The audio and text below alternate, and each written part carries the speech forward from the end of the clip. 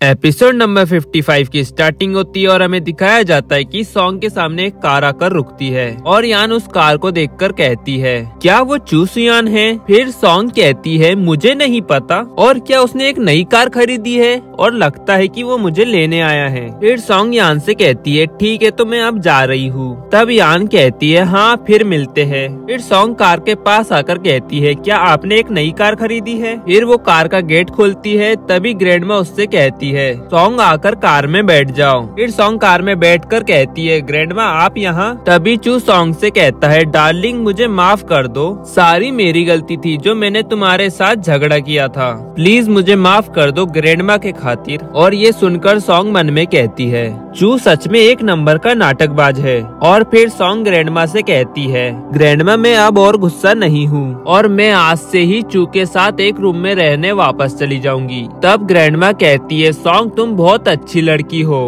और सॉन्ग में तुम्हें बता दूं कि तुम दोनों के बच्चे होने के बाद तुम दोनों इस तरह उनके सामने झगड़ा नहीं कर सकते।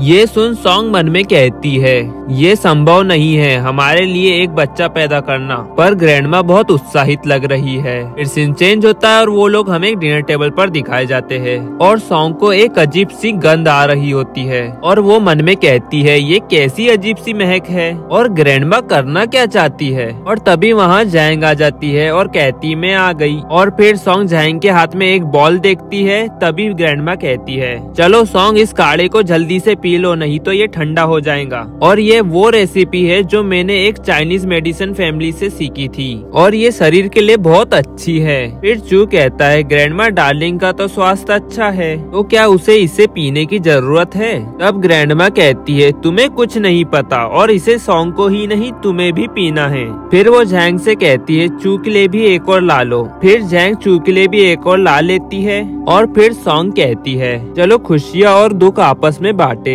फिर सॉन्ग उस काढ़े को पीने लगती है और चू उसे वो पीता देख मन में कहता है, मूर्ख लड़की। जब सॉन्ग एक मूर्ख लड़की की तरह काम करती है तो कितनी प्यारी लगती है। और फिर चू भी उस काढ़े को पी लेता है। फिर हमें कुछ देर बाद का समय दिखाया जाता है जहाँ ग्रैंडमा सॉन्ग से कहती है, सॉन्ग चू नहाने गया है, क्या तुम उसके साथ नहाने नहीं जा रही हो? फिर सॉन्ग कहती है, हाँ ग्रैंडमा मैं भी जा रही हूँ। फिर सॉन्ग मन में कहती है, ग्रैंडमा के मुताबिक एक जोड़े के रूप में काम करना बहुत मुश्किल है। और फिर सॉन्ग वहाँ से उठकर बाथरूम में चली जाती है और गेट बंद कर देती है। और वहीं चू अपनी पैंट उतार रहा होता है और सॉन्ग उसे ऐसा देख चिल्लाती है। और वहीं ग्रैंडमा चिल्लाने की आवाज सुनकर कहती है, मुझे लगता है कि अगर वो लोग इसी तरह लगे रहे तो मेरा परपोता जल्दी हो जाएगा। फिर सीन शिफ्ट होता है और हमें नेक्स्ट डे दिखाया जाता है जहाँ सॉन्ग घर के अंदर आते हुए कह रही होती है, ग्रैंडमा मैं वापस आ गई हूँ। और फिर वो हर रूम में जाकर ग्रैंडमा को ढूंढती है और फिर मन में कहती है, क्या ग्रैंडमा घर पर नहीं है और उनका सूटकेस भी नहीं दिख रहा है? क्या ग्रैंडमा यहाँ से चली गई? फिर वो रूम में जाती है और खुश होते हुए कहती है, मुझे अब वो काढ़ा नहीं पीना पड़ेगा। और चू सॉन्ग की आवाज सुनता है और उसके पास जाने लगता है और वो देखता है कि सॉन्ग खुशी के मारे नाच रही होती है और उसे ऐसा देख ब्लश करते हुए खांसता है। और चू की खांसने की आवाज सुन सॉन्ग उसे देखती है और फिर चिल्लाते हुए ब्लैंकेट के अंदर छुप जाती है और चू स्माइल देते हुए उसके पास जाता है। और सॉन्ग कहती है, तुम मुझे ऐसे चोरी छुपे नहीं देख सकते।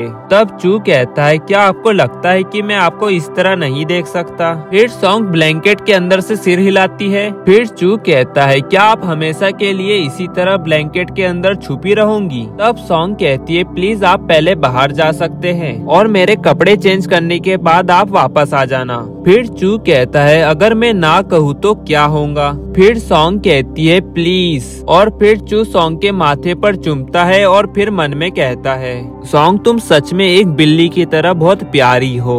और गाइस के साथ ये एपिसोड यहाँ एंड हो जाता है। पसंद है तो लाइक एंड सब्सक्राइब जरूर करें। मिलते हैं आपको जल्दी नेक्स्ट एपिसोड में।